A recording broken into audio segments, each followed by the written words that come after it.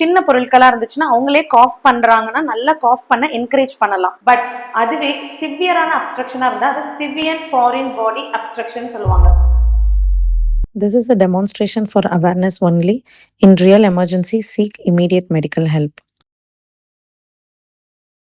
எல்லாருக்கும் வணக்கம். நான் doctor Divyashree, paediatrician and paediatric emergency medicine physician, அதாவது குழந்தை நல மருத்துவர் மற்றும் குழந்தை தீவிர சிகிச்சை நல மருத்துவர். இன்னைக்கு நம்ம டிஸ்கஸ் பண்ண போற டாபிக் பாத்தீங்கன்னா சோக்கிங். குழந்தைங்க விளையாண்டுட்டு இருக்கப்போ இல்ல விளையாண்டுட்டே சாப்பிட்டுட்டு இருக்காங்கன்றப்போ ஃபுட் பார்ட்டிகல்ஸ் வந்து அவங்களோட சுவாச குழாய்க்குள்ளார போறப்போ குழந்தைகள் மூச்சு விடவே ரொம்பவே கஷ்டப்படுவாங்க. அது பேர் தான் நம்ம சோக்கிங்னு சொல்லுவோம். சோக்கிங் எதனால நடக்கும்னு பாத்தீங்கன்னா ரொம்ப காமனா ஃபுட் பார்ட்டிகல்ஸ் நான் ஆல்ரெடி சொன்ன மாதிரி என்னென்னு பாத்தீங்கன்னா வேர்க்கடலை, கேஷ்யூஸ், நட்ஸ், எனி நட்ஸ் சின்ன சைஸ்ல இருக்கு, பட்டாணி, சுண்டல் அந்த மாதிரி சைஸ்ல இருக்கு சின்ன சின்ன ஐட்டம் வந்து சாப்பிட்டுட்டு இருக்கப்போ ஈஸியா சோக் ஆயிடலாம். இல்லாட்டி ஃபுட் பார்ட்டிகல்ஸ் தான் ஆகணும்னு அவசியம் இல்ல. சின்ன சின்ன பட்டன் பேட்டரிஸ், காயின்ல சின்ன சைஸ் காயின் இருக்கு, சின்ன டாய்ஸ், குட்டி குட்டி பால்ஸ், இந்த மாதிரி எது சின்ன சைஸ்ல இருக்கோ அதை கூட குழந்தைங்க விளையாடுறப்ப வாயில போட்டாங்கன்னா அதனால கூட சோக்கிங் ஏற்படலாம். உங்க வாழ்க்கையில எல்லாருமே ஒரு டைம் ஆச்சும் இதை எக்ஸ்பீரியன்ஸ் பண்ணிருப்பீங்க. சாப்பிட்டுட்டு இருப்போம், நம்ம சாப்பிட்டுட்டு சிரிக்கிறப்ப பேசுறப்ப ஒரு பருக்க சாதம் நம்ம சுவாச குழாயில போட்டா நம்ம நல்லா காஃப் பண்ண ஆரம்பிப்போம்.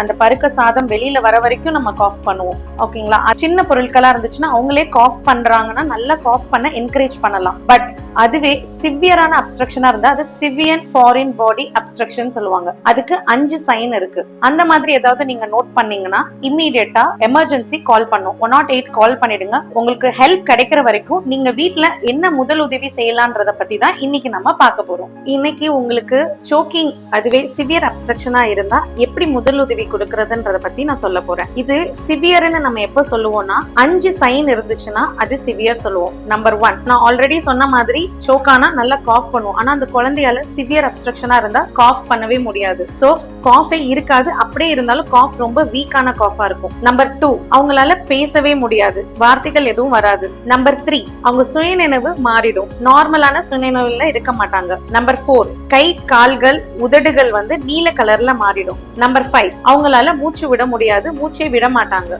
இந்த மாதிரி சிவியர் அப்ஸ்ட்ரக்ஷன் இருந்துச்சுன்னா இமீடியட்டா எமர்ஜென்சி கால் பண்ணிடுங்க. அதுங்களே நீங்க முதல் உதவி என்ன செய்ய போறீங்கன்னு நம்ம இன்னைக்கு பார்க்கலாம். இப்போ இந்த முதல் உதவியே 2 விதம் இருக்கு. குழந்தைகள் ஒரு வயசுக்கு உட்பட்ட குழந்தைகளா இருந்தாங்கன்னா நம்ம இன்னைக்கு இந்த மேனிக்கின் வச்சு நம்ம இதை பார்க்கலாம். ஓகேங்களா? சோ என்ன பண்ணணும்னா உங்க கைகளை இந்த மாதிரி வி ஷேப்ல ஆக்கிக்கோங்க. குழந்தைகளோட தாடையில இப்படி கை வச்சுக்கணும். ஓகேங்களா? சோ எலும்பு பகுதி, கழுத்து பகுதியில பண்ணக்கூடாது, எலும்பு பகுதி தாடையில இந்த மாதிரி கை வச்சுக்கணும். ஓகே? சோ என்னோட லெஃப்ட் ஹேண்ட தாடையில வச்சு குழந்தைய என் கை மேல படுக்க வைக்கிறேன்.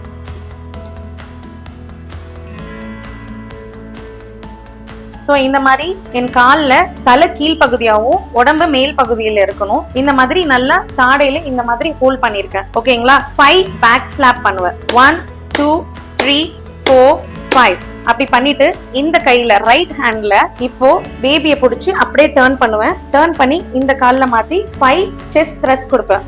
1 2 3 4 5. இந்த செஸ்ட் த்ரஸ்ட் எங்க கொடுப்பேன்னு பாத்தீங்கன்னா குழந்தைங்களோட வயிற்றுக்கு மேல் பகுதியில எலும்பு பகுதி இருக்கும். அதுல இந்த கையை மட்டும் வச்சு ஜஸ்ட் பிரஸ் பண்ணணும். 1 2 3 4 5. இதே நம்ம ரிப்பீட் பண்ணணும். 1 2 3 4 5. 1 2 3 4 5. சோ இது எவ்வளவு நேரத்துக்கு ரிப்பீட் பண்ணணும் அப்படின்னு கேட்டீங்கன்னா சப்போஸ் அந்த குழந்தை முழுங்கின ஃபுட் பார்ட்டிகளோ இல்ல வேற ஆப்ஜெக்டோ வாயில வந்துச்சுன்னா ஒரு ஃபிங்கரை யூஸ் பண்ணி இப்படி ஸ்வைப் பண்ணி எடுத்துடலாம். ஓகேங்களா? அது வரைக்கும் நீங்க இதை கண்டினியூ பண்ணும். சோ ஒவ்வொரு டைமையும் குழந்தைக்கு 5 பேக் ஸ்லாப் பண்ணிட்டு டர்ன் பண்ணி 5 செஸ்ட் ரெஸ்ட் கொடுக்கறப்போ வாயை செக் பண்ணுங்க. அந்த ஆப்ஜெக்ட் வெளியில வந்துச்சுன்னா நீங்க கையால ஸ்வைப் பண்ணி எடுத்துடலாம். இல்ல குழந்தை வந்து சுத்தமா பல்ஸ் இல்ல, மூச்சு விடுறதை நிறுத்திட்டாங்க அப்படின்னா இமீடியட்டா பிளாட்டா தரையில படுக்க வச்சு சிபிஆர் அதாவது செஸ்ட் கம்ப்ரெஷன் சொல்லுவோம். அதாவது முதல் உதவி நம்ம ஸ்டார்ட் பண்ணி ஆகணும். இதுவே ஒரு வயசுக்கு மேல இருக்க குழந்தைகளுக்கு ஆச்சுன்னா அதுக்கு வேற மேனுவர் பண்ணுவோம். இது பேரு ஹாம்லிக்ஸ் மேனுவர்னு சொல்லுவோம். இது எப்படி பண்ணணும்னு பாத்தீங்கன்னா குழந்தைகள் பெரிய குழந்தை இமேஜின் பண்ணிக்கோங்க.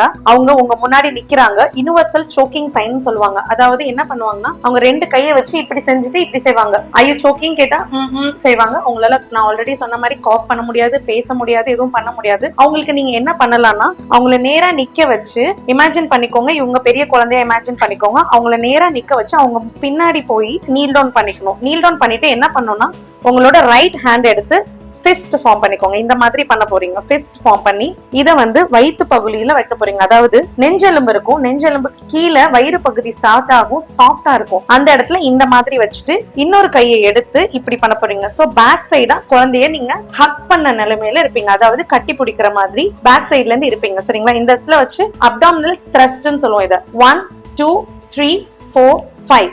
ஓகேங்களா? இப்ப பாத்தீங்கன்னா 5 டைம்ஸ் பண்ணுவோம். அப்வர்ட் த்ரஸ்ட் கொடுக்குறோம். நம்ம இந்த பிரஷர் கொடுக்கறனால சுவாசக்கொல்லையில இருக்க பொருள் வெளியில வர்றதுக்கு ஈஸியா இருக்கும். 1 2 3 4 5. சோ இத 5 டைம்ஸ் பண்ணணும். ஃபாலோட் பை என்ன பண்ணணும்னா, அதே குழந்தைய நீங்க இந்த மாதிரி காலை நீல் பண்ணி அந்த குழந்தைய இப்படி ஃபார்வர்டா பெண்ட் பண்ண வச்சுட்டு 5 பேக் ஸ்லாப் நல்ல முதுகுல 5 டைம்ஸ் அடிக்கணும். 1 2 3 4 5. சோ அகைன் ரிப்பீட் பண்ணுங்க. 1 2 3 4 5. 1 2 3 4 5. இதை எவ்வளவு நேரத்துக்கு ரிப்பீட் பண்ணுவீங்கன்னா, இது ரிப்பீட்டடா பண்ணிட்டே இருக்கணும். 5 times abdominal thrust, 5 times back slap கொடுக்கணும். இது எது வரைக்கும் ரிப்பீட் பண்ணுவீங்கன்னா, அந்த ஆப்ஜெக்ட் வெளியில வர வரைக்கும் நீங்க பண்ணலாம். அது ஆட்டோமேட்டிக்கா வெளியில வந்து விழுந்துரும். இல்ல குழந்தை கம்ப்ளீட்டா கொலாப்ஸ் ஆயிட்டாங்க, சுயநினைவு இல்ல, பல்ஸ் இல்ல, இந்த மாதிரி ஆயிட்டாங்கன்னா இமீடியட்டா அவங்கள பிளாட்டா தரையில படுக்க வச்சு சிபிஆர் ஸ்டார்ட் பண்ணிடணும். ஸோ சிபிஆர் எப்படி பண்றதுன்றதை நம்ம இன்னொரு வீடியோல பார்க்கலாம். இந்த சோக்கிங் பத்தி எதுக்காக நீங்க தெரிஞ்சுக்கணும்? இது கண்டிப்பா எந்த ஒரு மதரையும் பயமுடுத்துறதுக்கான வீடியோ இது கண்டிப்பா கிடையாது. இது ஒரு அவேர்னஸ் வீடியோ. கண்டிப்பா இந்த வீடியோ சேவ் பண்ணிக்கோங்க. உங்க ஃப்ரெண்ட்ஸ் அண்ட் ஃபேமிலிக்கு ஷேர் பண்ணுங்க. தேங்க்யூ.